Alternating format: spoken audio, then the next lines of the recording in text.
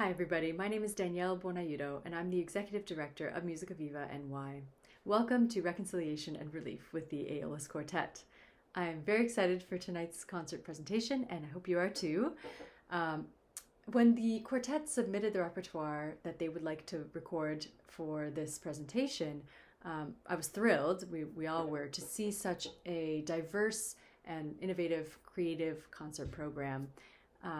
And I was particularly excited to see the name of Florence Price, who's a composer that is having a bit of a renaissance these days due to a few different initiatives to resurrect her works in the more mainstream classical arena. They lay in obscurity for a number of years, really for no good reason. They're quite excellent. And it's wonderful that people have been able to have the resources, funding, and platform to bring them to light once more. Somebody who's been on the forefront of these initiatives has been the conductor Apo Hsu. Apo was working with the Women's Philharmonic Orchestra back in the late 90s, early 2000s, and they at that time undertook a great project to perform and record the Third Symphony of Florence Price. And I happened to see that my friend and colleague David Bloom, who was a conductor in the city, was doing a series of, webinar conversations with through the Kaufman Center with Face the Music called Creative Score Study. And one of those conversations was with Apo, and they talked about the Third Symphony. I found it very interesting, and I sat down with her and I invited her to perhaps, present a little bit for us and bring us in on that personal experience, that first-hand experience that she has had with Florence Price's materials, and bringing them to a performance-ready score and a recording and a concert presentation and all of that process. And she graciously agreed, and she's actually based in Taipei right now, so she agreed to pre-record a presentation for us today. So I hope that you enjoy what she's put together for us. Not only does she talk about her personal experience, but she also goes into the music a little bit and pulls out a few different themes that you can listen for in the string quartet as well. So enjoy. Thank you so much for tuning in, and here's Apo Hsu.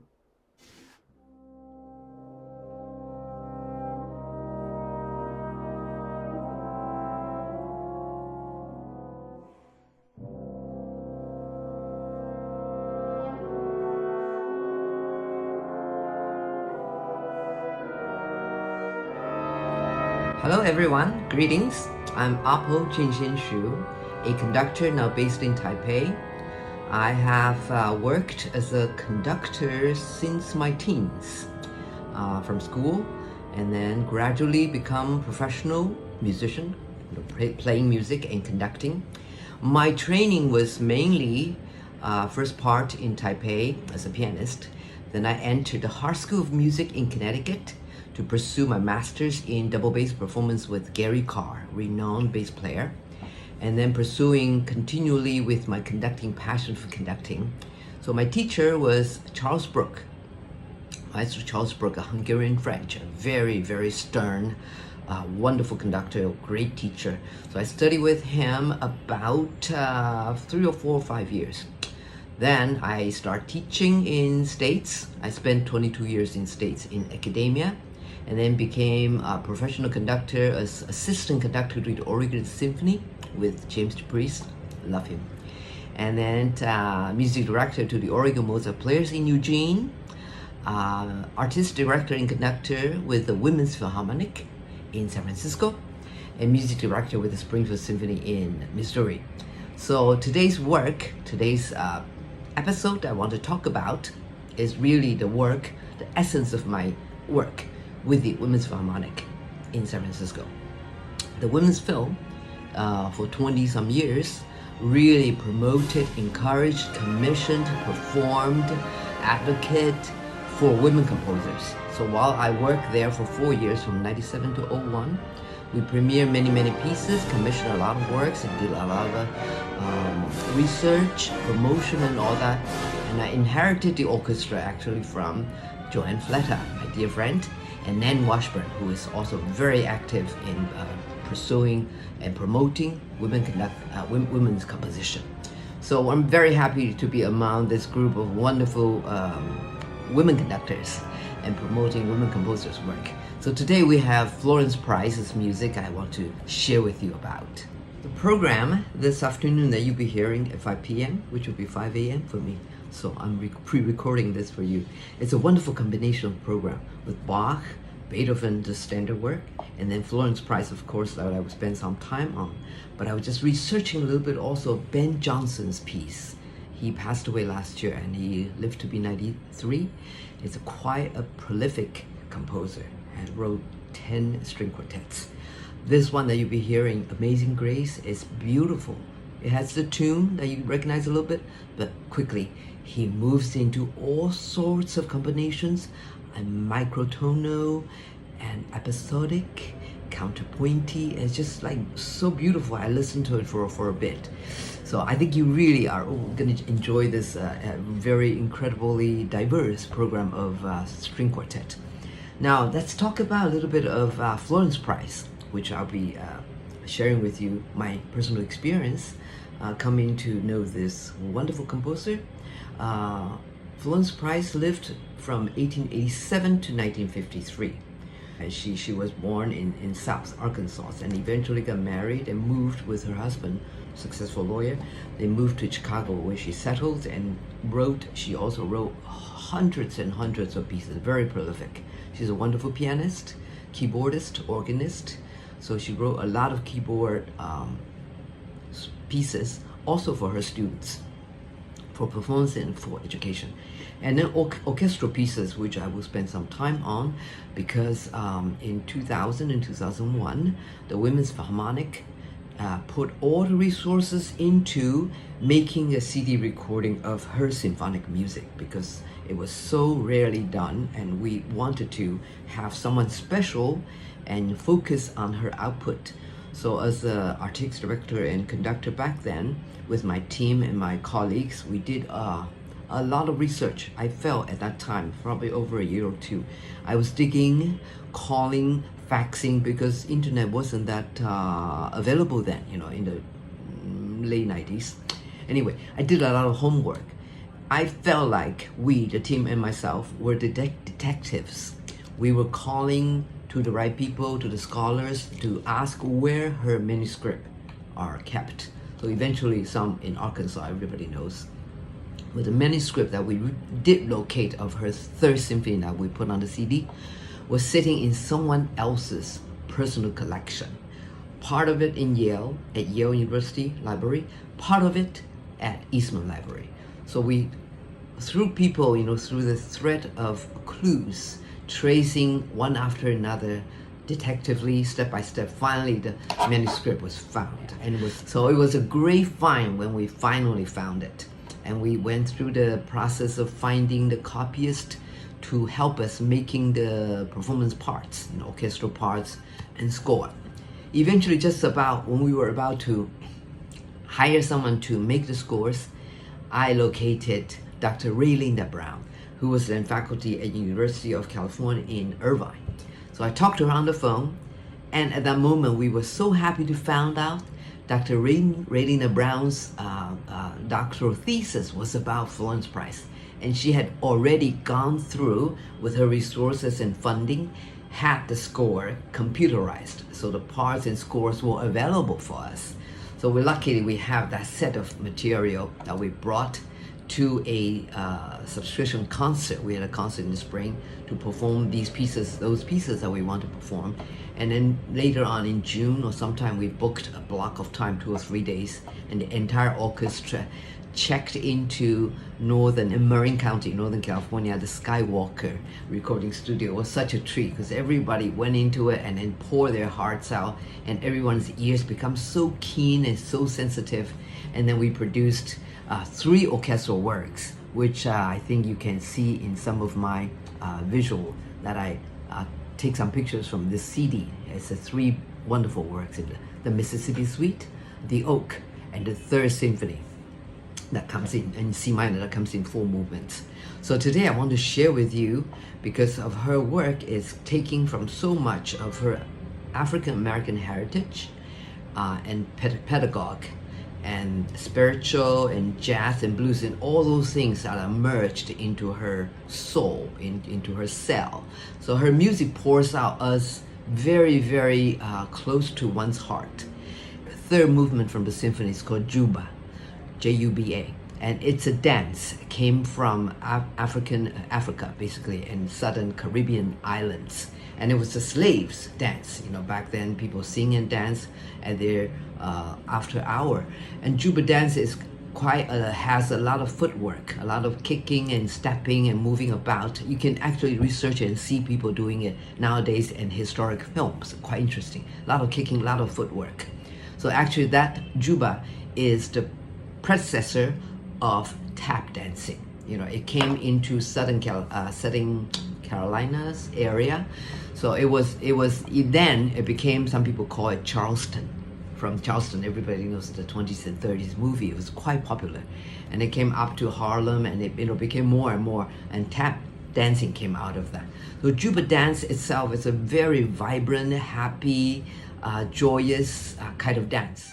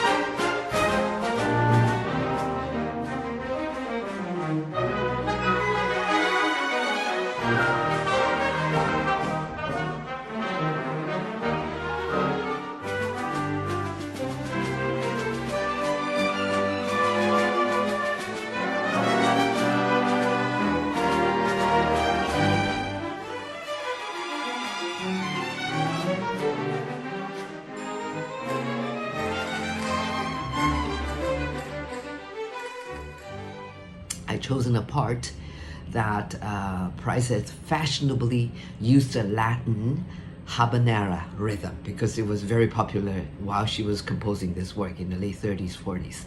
So she puts in that rhythm, bum, ba, bim, bum, something like that. And then on top of that habanera rhythm, she puts in this beautiful, soft trumpet melody that's quite jazzy and bluesy singing. And she uses a teen mute.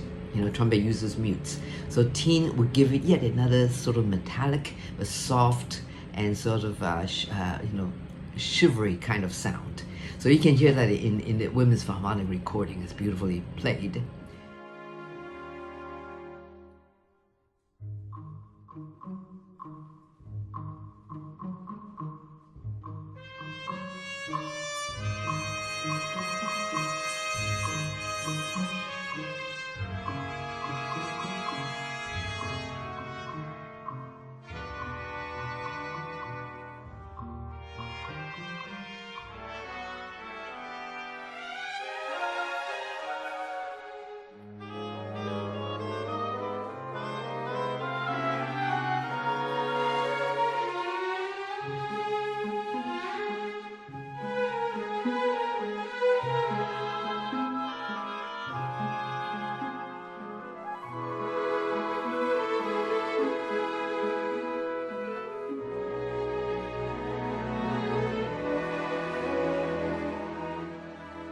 The unusual part of this section is that she used xylophone as the main solo instrument.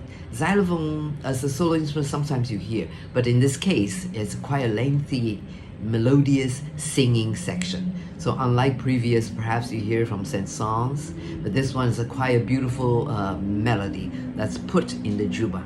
And after that, she brings back the happy, sort of fast, moving and dancing and joyous quick section, and then ends softly.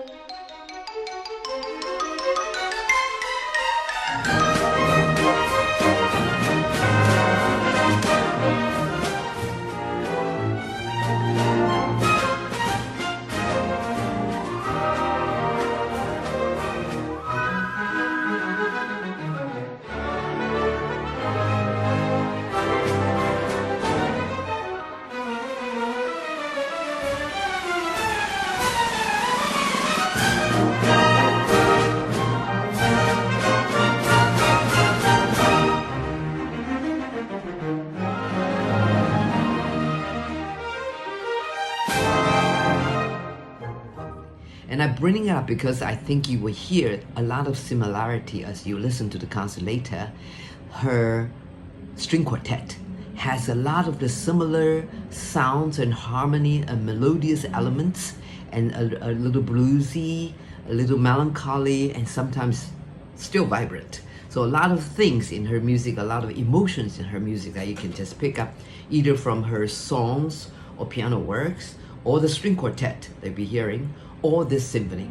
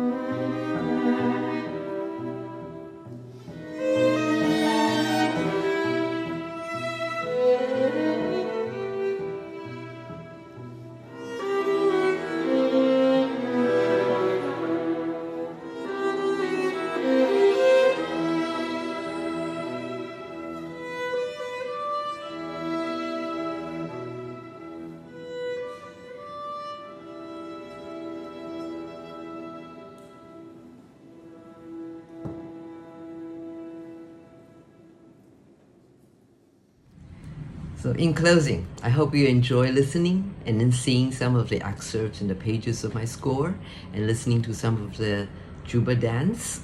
And I know you will enjoy tremendously of the string quartet because you have really wonderful combination of programming, the Bach, the Beethoven, the Johnston, and then the Price. So enjoy your afternoon and give support. I think it's also very important.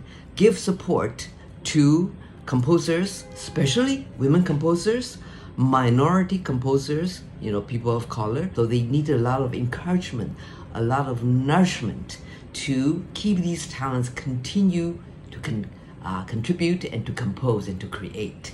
Because if we don't have this support, they won't be heard.